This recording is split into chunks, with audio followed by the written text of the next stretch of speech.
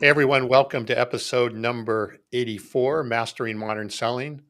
I'm Tom Burton here with my co-host Brandon Lee.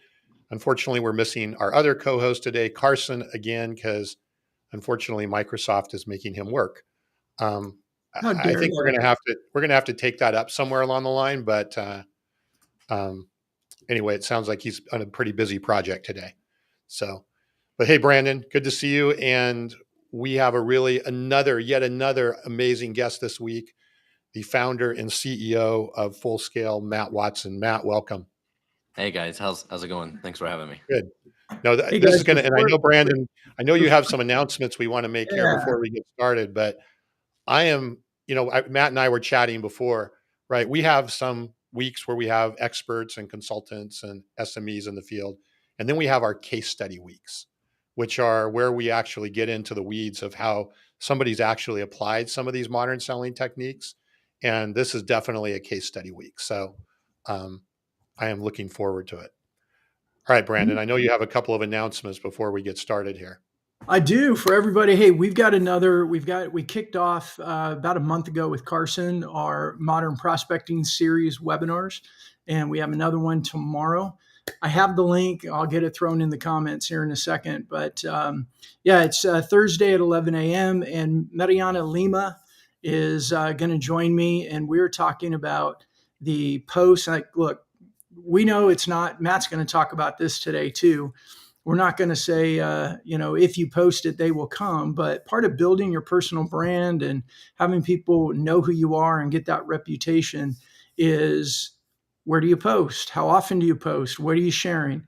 And we're going to talk in the webinar about post over the last quarter, that the style and some little tips and tricks and strategies and that wonderful word hack that we've just discovered over the last quarter of what's really working well. So it's going to be very practical, very tactical.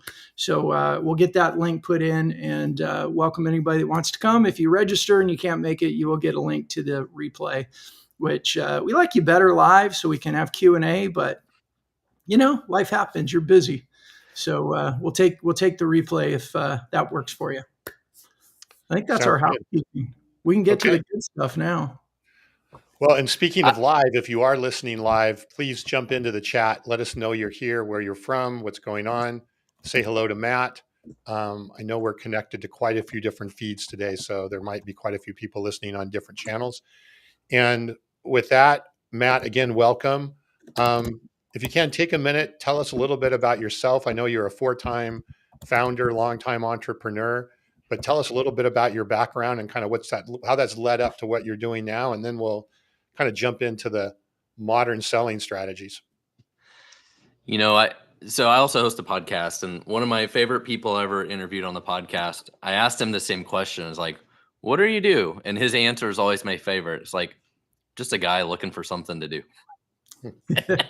And I feel like that's me. I've been an entrepreneur for over 20 years. Started my first company when I was like 22 years old. I didn't know what I was doing, but I was trying to help somebody do something, right? I was just trying to help somebody.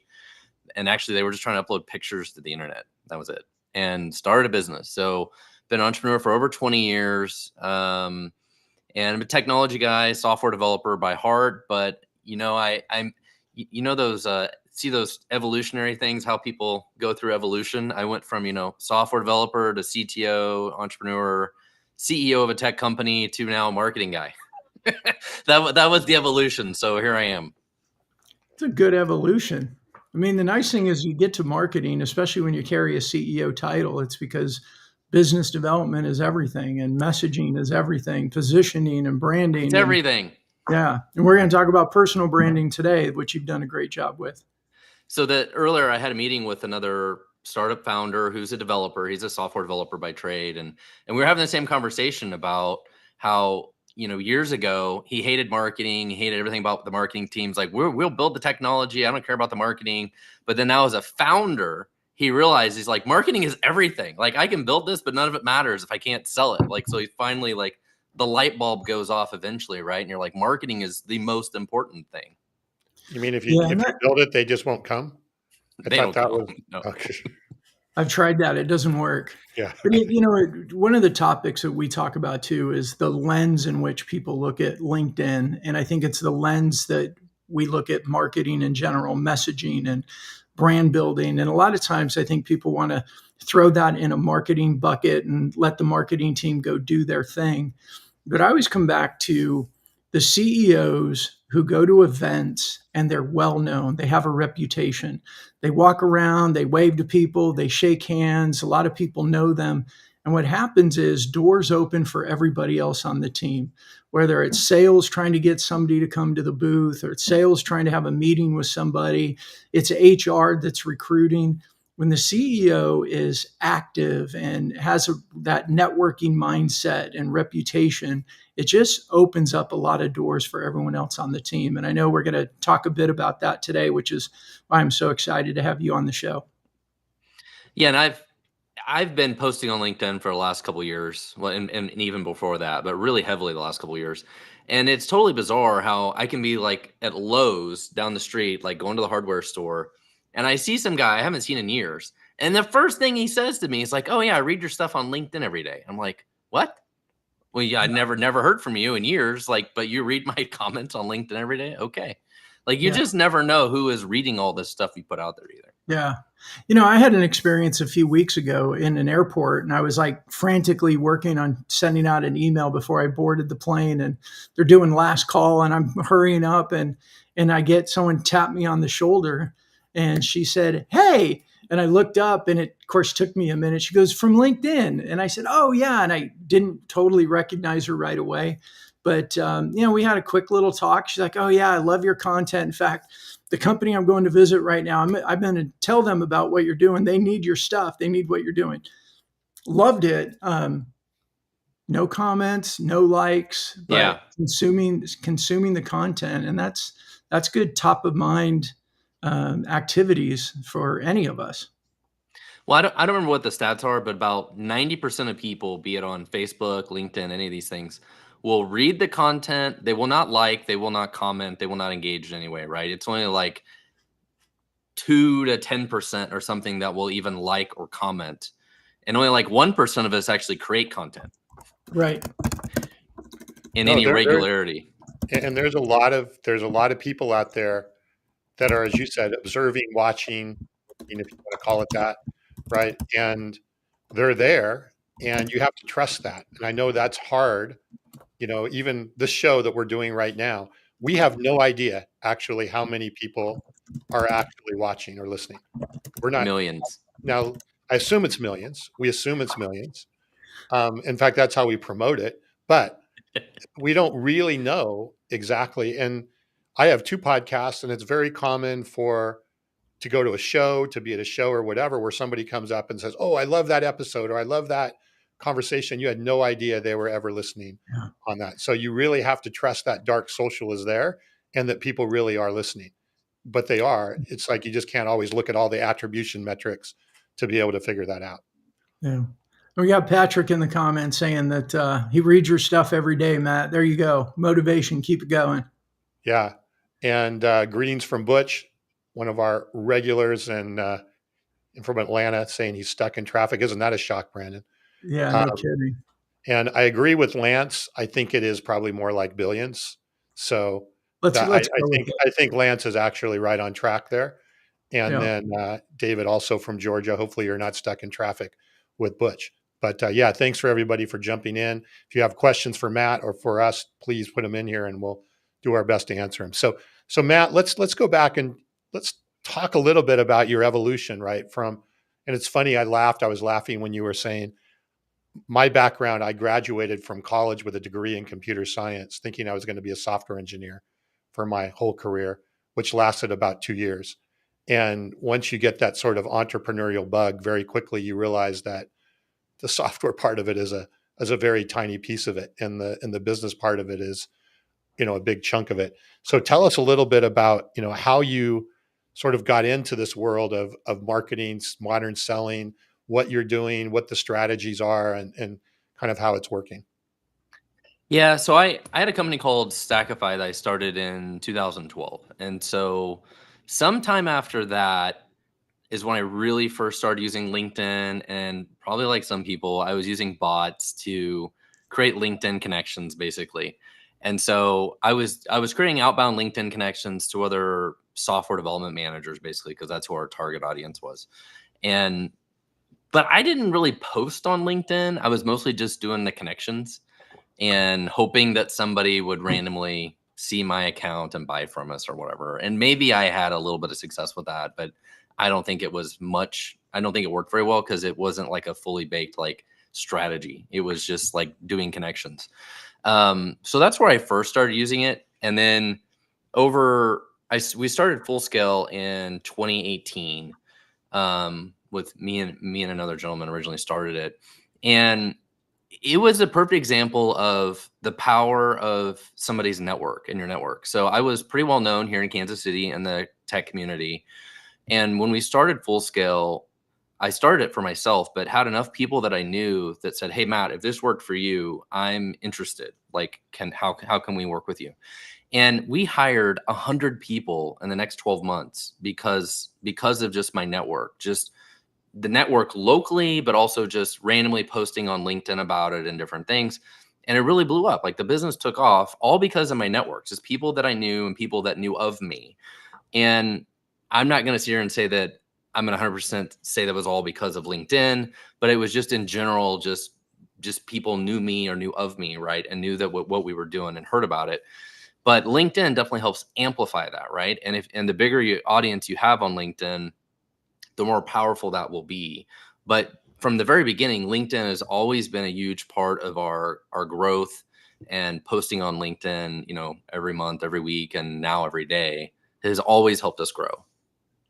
So I want to touch on something real quick that you just said there, because I think it's really important. What I'm in your company, Full Scale, right, is doing providing staff and development, staff augmentation for software engineers.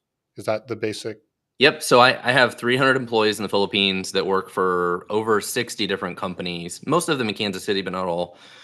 Doing it's staff augmentation now, just various types of software development. We actually have customers in Australia Right. and different places too. But what I heard you say there is that business kind of jump started because you had a network, right? You Yeah, had people that 100%. knew, like, and trusted you, said, "Oh, if Matt's doing this, this is worth looking into," right? And then it moved from there. Had you not had that network, you would have Right. been basically starting at ground zero. So you basically 100%. it was a springboard, right, for the whole thing, 100%. right? And 100%. And yeah, go ahead. so certain companies, especially products and services like what that we offer, are almost entirely sold based off trust and referrals, right? Like, you guys, like Tom, for you have a tech company, and Brandon, yours is kind of a tech company too, right? You guys probably get emails every day from some offshore company in India or wherever trying to sell you software development services. You don't know these people, you've never heard of these people, you just wish they would stop emailing you, right? Yeah. And so that is the difference of LinkedIn is being able to do thought leadership, build kind of we'll call it a relationship with people, even if you don't talk to them every day, but like they read your content, they kind of know who you are. And that builds a little bit of a relationship, right? It builds some form of trust. Or like, hey, at least I agree with this guy. I agree with how they do business or whatever, right? And so there's so many types of businesses that trust and referrals are huge. And especially for my company, it's the number one way that we do sales. Well, it's interesting in the market that we're in for our software company, which is manufacturers and wholesale distributors. It's a very relationship driven market. It's very Yeah. much built on trust, right? It's a very trust kind of just it's long. A lot of these companies are hundreds of years, a couple 100 years old, 100 years old, family owned, all of that. It's very based on trust. So anything that you can do to build that trust, that legitimacy, and that credibility is obviously going to. And Brandon, I know you see the same thing, right? I mean, Mhm. clearly, right. In addition to people getting emails about development services all day long, you get emails all day long about marketing services and sales consult. I mean, we get those all day long. Yeah, and I mean, I think going back, one of the things you said, Matt, which I try to emphasize with people all the time, you said it was all about your network. And there's a very used saying, maybe it's overused, but it's 100% true, is that your network is your net worth. And you're a great example of it in Kansas City and outside of it. And what I like about LinkedIn is the amplification effect, right? As we said, you've got Patrick that reads your stuff every day. We got people out there that read the content that we produce, whether it's posts, it's newsletters, LinkedIn newsletters, it's regular newsletters, it's blog articles. We're constantly influencing people by creating content and being consistent. And I think the other thing, and I'd love to hear you talk about this, Matt, is it's that consistency is really important. I think a lot of folks, it's kind of like prospecting in general. If you pick up the phone and you call for a day and you don't get anywhere, you don't hang up and you don't say, well, the phone doesn't work, let's try something new. It was a bad day, or it didn't work, or you didn't get the right people, or it was bad timing. I think with LinkedIn, it's that same effect that I think Mark Hunter said on our show a few weeks back. This consistency creates the credibility. We've got to keep showing up. We got to keep being there. And then what happens is you get the inbound leads that come in, right? You get somebody that's like, oh, I've been reading this. We're ready. Can we talk? You're like, wait, who are you? I've never seen you in my comments, never seen you like, but okay. And then other times it's, you send out something a little bit more direct and say, hey, this is what we've been doing, and you share it. And they respond because they'll say things like, oh, yeah, let's talk. I feel like I already know you, or I've been watching all your stuff. This really resonates with me. It's all those, as Carson says, anything we can do to increase our probability of success. And what I like about LinkedIn, and we'll talk about podcasts and shows and everything else, but that consistency effect and the amplification effect, we're in front of so many people all the time, and we just don't know exactly what's happening. But it's that combination of a little bit of passive, post it and be consistent, and then a whole lot of active, make sure that we're targeting and trying to speak to the right people. Well, I think the consistency part of it, part of the key there is just being top of mind, right? At any given time, depending on the numbers, to say, okay, 1 to 5% of people or whatever are in market, they want to buy something today, right? The rest of them are thinking about it, maybe the future, maybe they're never going to buy, whatever. But it's usually a small percentage, right? So you got to stay top of mind. And so when they are ready, they're like, oh, I just had a meeting with my boss. He just said we really need to hire software developers. Like, oh yeah, I read Matt's stuff every day.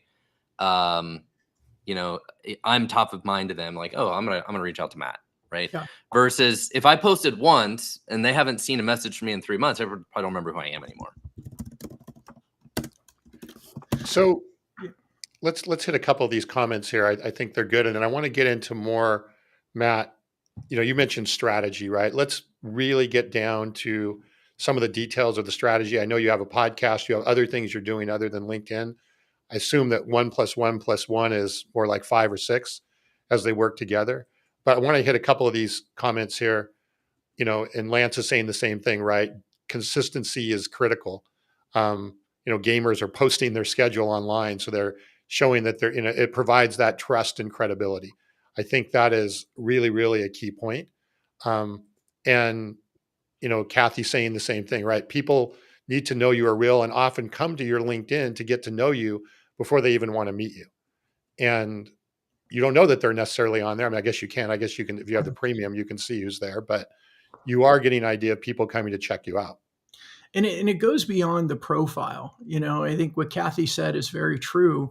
And you get a profile and you learn about what you do, and that's great.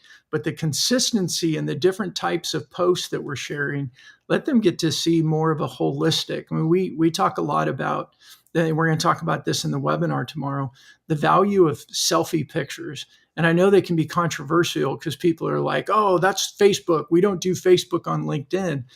But what I found with it is selfies in different environments. You're at a client office, you're traveling, you're walking down the street, whatever. As long as you're constantly bringing it back to sharing value in business. Like we talk about the think, what do you think? What do you observe? What do you feel? So getting that, what it does is you're expressing a bit of who you are as a person, which is important. That's part of the know, like, and trust. And then you're sharing what are you observing in the industry? What are you learning from clients? What are you learning from prospects? What do you hear? Because as I've said this on the show before, I learned this from Mrs. Wilson in first grade. If you have a question, probably over half the class has the same question. They're just too shy to ask it. So put it out there and help everybody else out. Yeah, totally. So, Matt, can you take us through a little bit about your strategy and your kind of your playbook on how you're doing some of these things? And are you using selfies? And how are you finding with those? And are you doing video or and not only that, but is it just you, or do you have your team also, You involved in know, this as well? it's just me. I do all of it. Which may seem crazy for those who follow me. Like, this guy posts 2 or 3 times a day. How does he do all this? Yeah, it's just me. But I do use like a Paplio. For those who aren't familiar, it's like a really cool tool on LinkedIn to queue stuff up. So like, have a whole queue and queue up post and use that to queue stuff up. But the strategy for me has changed. It continues to change, and I would say for those who are thinking about it, at some point in time, you just start, and I think you start with the, like, you're just trying to make noise, even if it's not the greatest noise, even if it's not the most value. Just by making noise, you'll have some success with it, and you'll figure out how to iterate and get better at it, right? Um, to me, Brandon, you were talking about like kind of personal brand and authenticity and all that kind of stuff. I think is really important. People that do this that just seem very robotic and they don't seem like a real person, like it looks like ChatGPT is writing everything that they wrote. Like, people see right through that, right? I think you want to be very authentic. I think you want to be a little vulnerable. You want to, tell the real story. Sometimes I post stuff that's a little more opinionated or whatever. I just put it out there. But I think it's you want to seem authentic and you want to seem real, and that's like one part of the strategy, of multiple pieces to it. Matt, can you give us an example of that? Like, I mean, you said you give an opinion. Like, what type of an opinion or what type of content do you do to be real? Some of that is like more based on current events. Like, I think I posted the other day about, I don't see how the U.S. government's going to ban TikTok. Like, we don't have a firewall like China does. Like, it's going to be harder to accomplish that. So sometimes it's commenting about kind of events that are going on, and things that relate to my experience or whatever. Yeah. And it's still tech related. And, I Yeah. think, we can make an assumption that a vast majority of people that we're connected to use TikTok in some way, shape, or form. They may not use it for business, but they use it and they know what it is. So I think it's totally relevant. And I believe that sharing opinions like that on things that are, they're kind of sort of in our industry, but what you're doing is sharing your thoughts, your opinions, and those are the types of conversations we would have with prospects or customers if we were having a beer with them, or we were out on a golf course or at some sort of an event. Like, that's chit chat type of stuff that we use to get to know each other. And we can put that out as part of our post as well and let people get to know us and get to know the way we think and the way that we act. Well, I think part of that is like, people have to have an opinion. And I think if you're thinking about doing this, a lot of people are scared to put themselves out there. They're like, I don't want to make people mad, or, people aren't going to agree with me or whatever. But sometimes you just have to put yourself out there and you have to have an opinion. You're going to have some people that are going to love you, and you're going to have some people that hate you, and a lot of people that probably don't care either way. But, the ones that love you are the ones that are going to be your fans, and you're more likely to do business with and all that kind of stuff.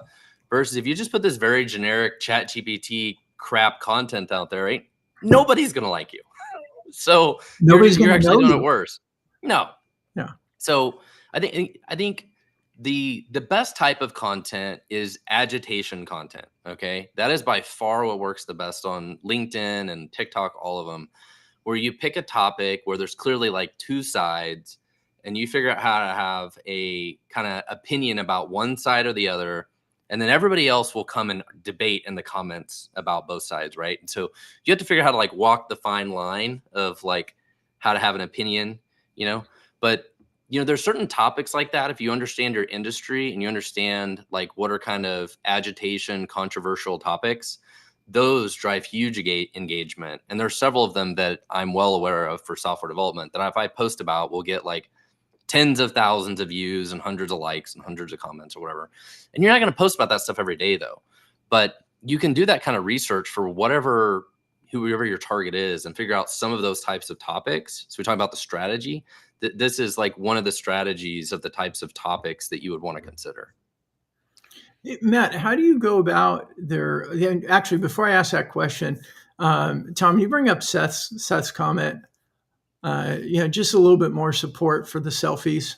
And it's true. They show you're real. They show you're vulnerable, and they show you in different places. And I think, especially with so many people working from home, they see you out and about somewhere, and there's kind of a draw to it of like, well, where are you? What are you doing? Or you're in an airport, where you're going. There's some human interest, some human intrigue with those type of posts. But the question I was going to ask you, Matt, is I know you've got a queue lined up, but somewhere you've got to create your ideas. How do you go about, I know you've got like this concept of, hey, I want to do an agitated type post. And you're probably, every time you read, you're listening to podcasts, whatever, you're always kind of, your brain's always kind of scouring for, oh, that could be a good, safe topic to go agitate some things. But how do you think about and how do you go about creating your post ideas? Yeah, so I think first and foremost, inspiration is everywhere. If you're just looking for it, I think hosting a podcast is a huge advantage because you get to talk to smart people, a couple times a week doing the podcast. So I have the Startup Hustle podcast is mine. And just like people listening to this or doing this, like we'll walk away with this, like, oh, this was a great idea. This was a great tidbit, whatever. You can take those tidbits and then go create content around them, right? Like it makes it really easy to see those inspirations. But I think I just kind of see inspiration all day long in different things. And the key is capturing it, and that's why I use Taplio is I can pull up on my phone and even just write like one sentence and save it as a draft in Taplio. Even if I don't finish it, I don't sit there for 5 minutes and try to make this perfect post. I just capture whatever the comment was. So no matter, if you want to use some kind of text file, whatever, Google Doc, whatever it is you want to use, just capture those little inspirations and tidbits when you get them. When you get those inspirations, just capture them and then figure out later, like when you would post them.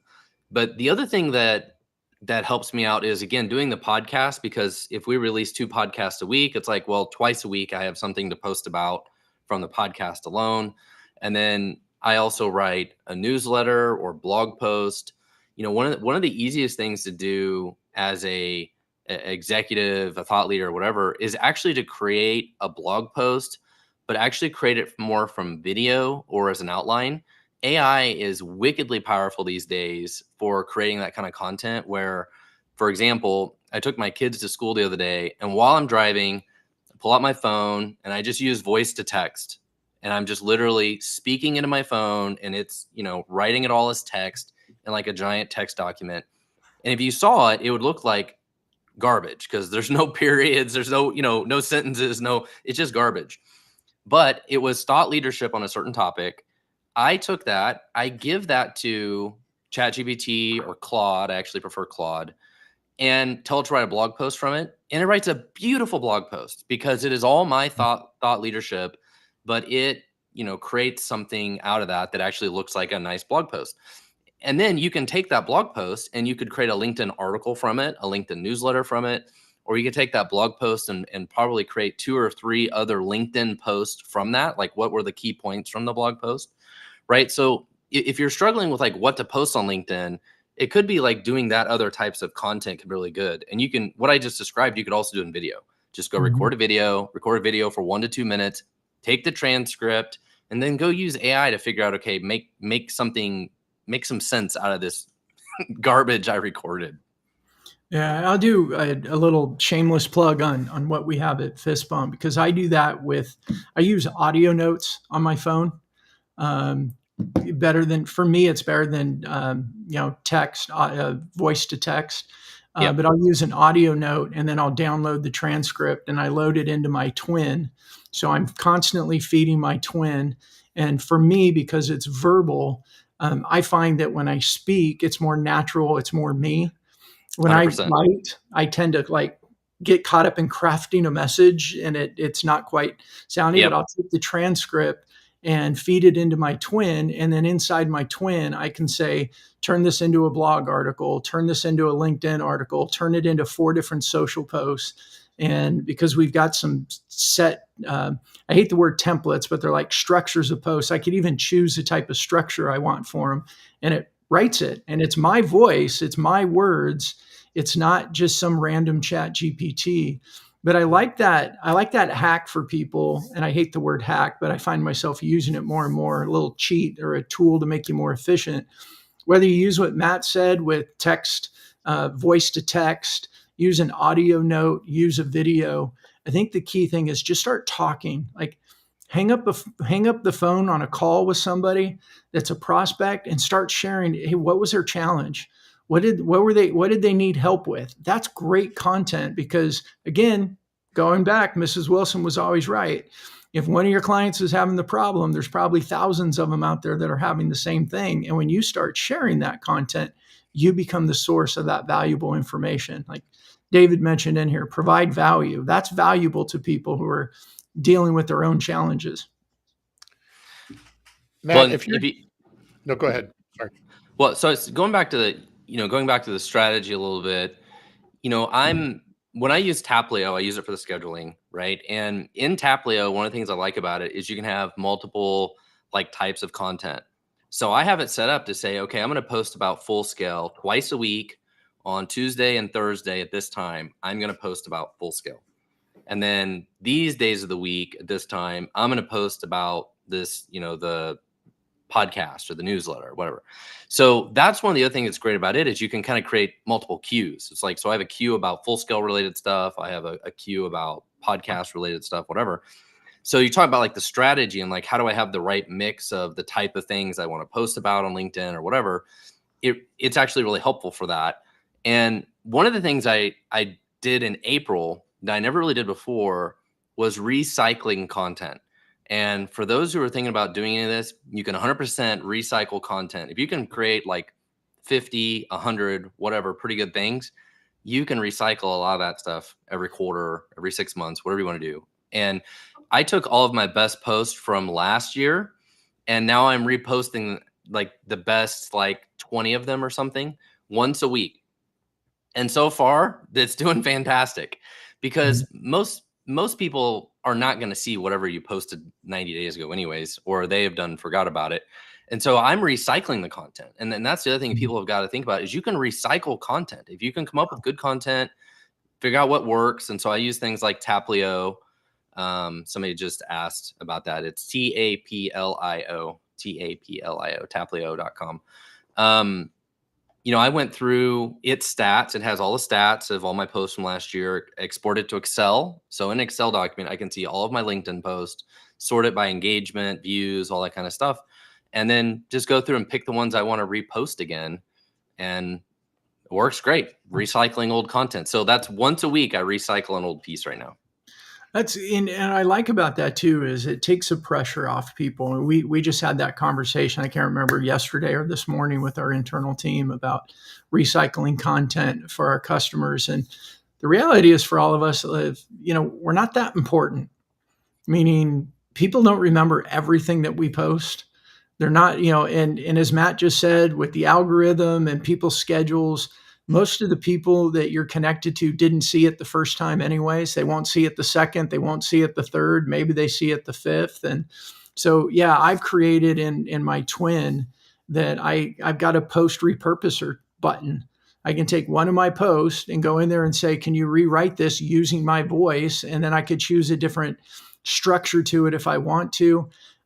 Sometimes I even pull the same picture because I'm in a hurry and I'll just use the same picture. Other times I'll go on my phone and I'll tap into all my photos and I'll find a new photo and add to it. And it just takes a lot of the pressure off to be consistent. I like that. Yeah, huge fan. And somebody just commented about Claude. So Claude is the AI company from Anthropic, which is a competitor to OpenAI and ChatGPT. And by the way, I really prefer Claude. it will also let you write longer content. So ChatGPT, for those who aren't aware, will only write up to like 600 words or something like that if you want to write like a blog post or anything. Claude can write much longer content. It also usually, to me, sounds less salesy. So I'm much more of a fan of Claude. And then I recommend a tool called Text Cortex that you can go and makes it easier to build like your personas. So like I can build different personas into it, and you can upload different knowledge bases to it, to different things. I use AI a lot for writing, like all of our product marketing. We use a lot with AI. So all these tools are super helpful and can all help with, creating content that you can use on LinkedIn. Yeah, what I like about that too is it's their efficiency tools. And Matt, tell me if I'm wrong. I'm going to speak for you here to the audience. Like none of us are saying go use Claude or GPT and say write a thought leadership article for me. It's your thoughts, it's your ideas, it's things that you have heard, you've talked about, you've shared before, and just let it help you craft it into the right format, write it faster for you.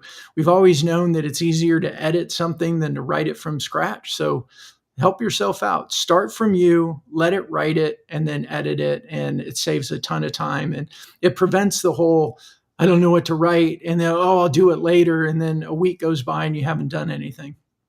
Well, there's a big difference between going to ChatGPT or Claude or whatever and say, write me a blog post about the top tips of how to sell with LinkedIn. It would give you some generic crap and it might be okay. But if you said, write me a blog post on that, but include this and this and this and this example and why this is good and why this is bad and whatever. And when you put those things in there, it can just be just very poorly written little notes, right? You just put like very poorly written, no grammar, all the spelling is wrong, all of it. But you just tell it, include this, include this, include this, don't mention this, do include that. And then when it writes it, it'll include like all the key thoughts that you really wanted in there, and it'll come out 100 times better. Yeah, that's great. That's good stuff. So Matt, I heard you said you post a couple times a day, so 14, 15 times a week. Do you post on the weekend as well? So 7 days a week, or? I do. Okay. And I know some people are for or against that. And over time I have not posted on Sundays, or I've not posted on Saturdays. I've done different things. Actually, one of my posts that went the most viral, I posted on a Sunday. So I don't know. Well, what was that stat, Brandon, from a couple weeks ago about the number of executives that are on LinkedIn over the weekend? Like, it was a Harvard Business Review article, and it was that C-suite will spend an average about 42 minutes on LinkedIn over the weekend. So it's a good time to post things about your product, your service, or your offering, because that's when they're looking at it. But going back to your 15 posts, and I think this maybe helps, people organize things. It sounds like you've got a number of categories, right? So you have podcast, you have what do you call it, agitated content, which I like that. You've got, recycled content. So how many categories are you having 5, 6, 7 categories? And then you're then organizing those to then figure out kind of the sequence of what goes where. I mean, I'm an engineer. That's the way I figure you think the same way, So in Tapleo, I have 4 different queues, and obviously I'm probably a power user and I overcomplicate all this. For those who are thinking about doing it, you don't need to do any of this. You're going to have one queue, and even LinkedIn has built-in scheduling into it now. But if you want to take it to the next level, right, you've been doing this for a few weeks or a few months, you want to go to the next level. I mean, yeah, absolutely recommend having these kinds of queues where you can have like one set of topic and say, okay, every Tuesday I want to do something that promotes my business, and maybe the rest of the week it's more value content or thought leadership content or whatever. Trying to figure out the mix, right? That's where these kinds of tools are helpful. So you have 4 queues, and then those 4 queues basically feed the 14, 15 posts every week. And it's a very inexact science. Right. But it does seem a lot easier to me to thinking I got to do 15 posts, other than saying I've got 4 categories of stuff that I got to organize. And especially recycling maybe a couple, that really starts to make it much less overwhelming. So I have some stuff scheduled all the way into July already because I talk about like the recycled content. I had recycled personal content, and I have recycled business content, like full scale related content that's already been rescheduled. Awesome. So if I go on vacation, worst case scenario, that stuff will still go. And what I like about that too, for people to understand, when you get your categories, you have 2, 3, 4, it doesn't matter. You also start training yourself to think that way. And Matt, as you said, you get to a point where you're looking for content, you're looking for post content and styles out there. And when you have your categories, it's like you're training your subconscious to be looking for content that fits those different categories. It's a good way of like organizing the brain to be looking for opportunities to turn something into a post. I think the other thing that's really important is you want to have multiple types of content from the perspective of kind of top of the funnel, or bottom of the funnel. And so the stuff that works the best is usually like weird satire, or like some of the most random things are the ones that get a lot of views. They aren't necessarily going to sell anything though, right? So I had a post a couple months ago that 3 million views, 3 million impressions on LinkedIn, which is absurdity. I had one a year ago that got 1 million. I'm like, there's no way I will ever do 1 million again. And then this one did 3 million. And it was like lightning in a bottle. Like how to redo that again, I don't know, right? But that type of content helps expand your audience, right? So it's like you want content that kind of expands your audience, and then you want content that nurtures your audience. You kind of need both. What was a topic on the one that you said went viral? It was more humorous. It was a more humorous satirical post about software development related terms. Yeah. Yeah. And I think, it's one thing we forget is there's a perception overall like LinkedIn is for business, but the reality is business has never not been personal. Like we have conversations about, funny things in our industry or current events that are going on in our business conversations all the time. So they totally fit. It just feels weird for a lot of people to just post about it because it's not business.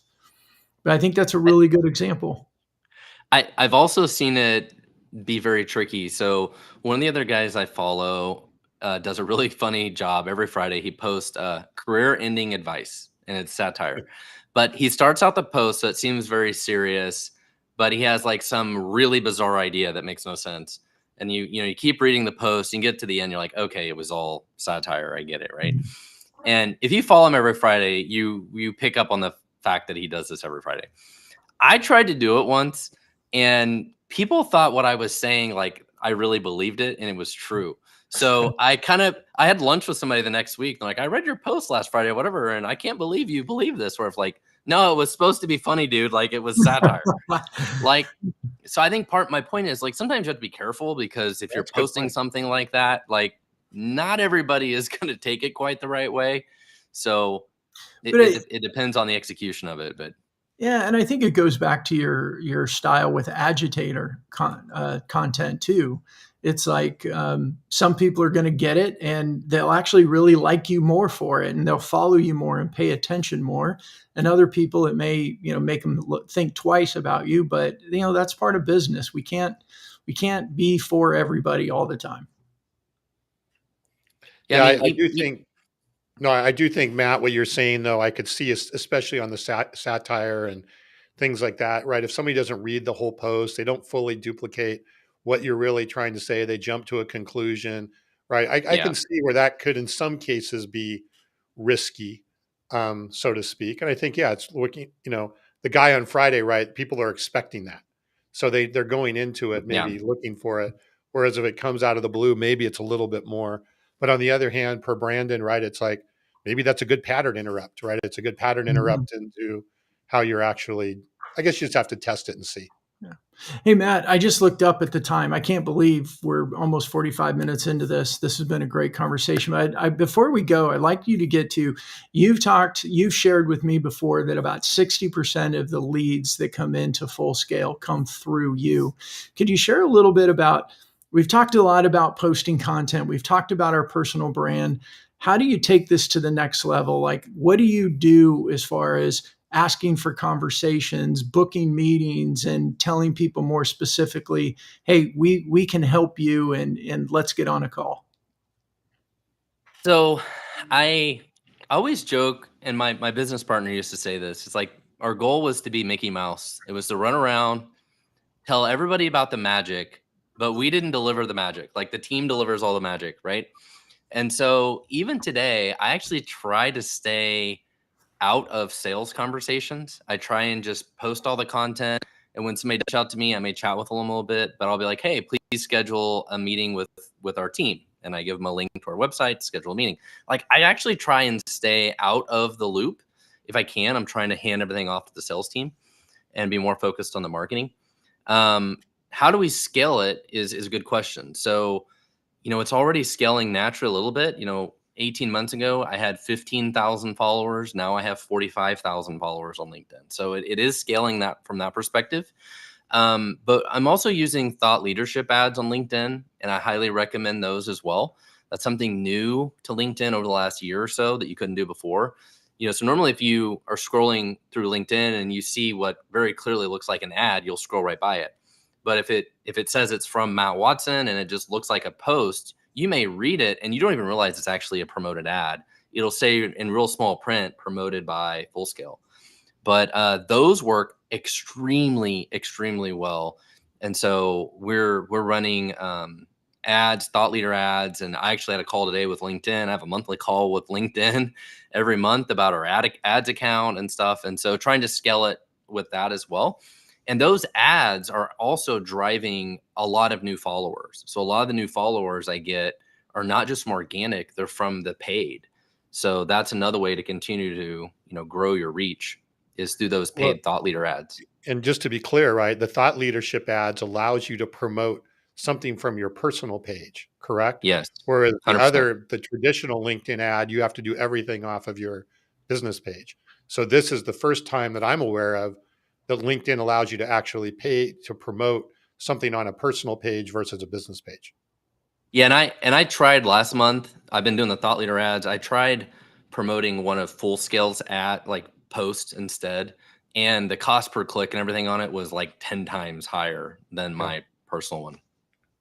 Interesting. I really recommend the thought leadership ads. Yeah, and it's logical to me too. I think people like to connect with people and what they have to say, and there's this scary factor for people in connecting with a company. It's like, if I do this, I'm going to start getting sold, and people don't want to get sold.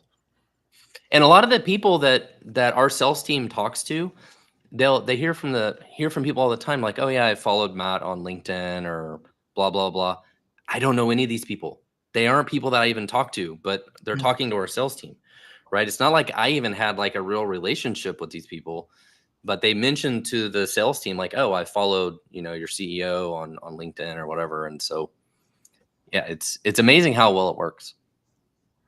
Yeah, that's good stuff. Okay, before we wrap up, I'll just hit Benjamin's question here. He's asking about, basically prompts, right? How do you structure your prompt on Claude or ChatGPT? Obviously, the prompt is going to be different based on what you're asking and what you're looking at to do. But is there anything, Matt, that you include in the prompt, like in any context about, how you want it to talk, how you want it to speak, how you want it to present? Any just quick, suggestions that might jump out that help to provide a more solid prompt?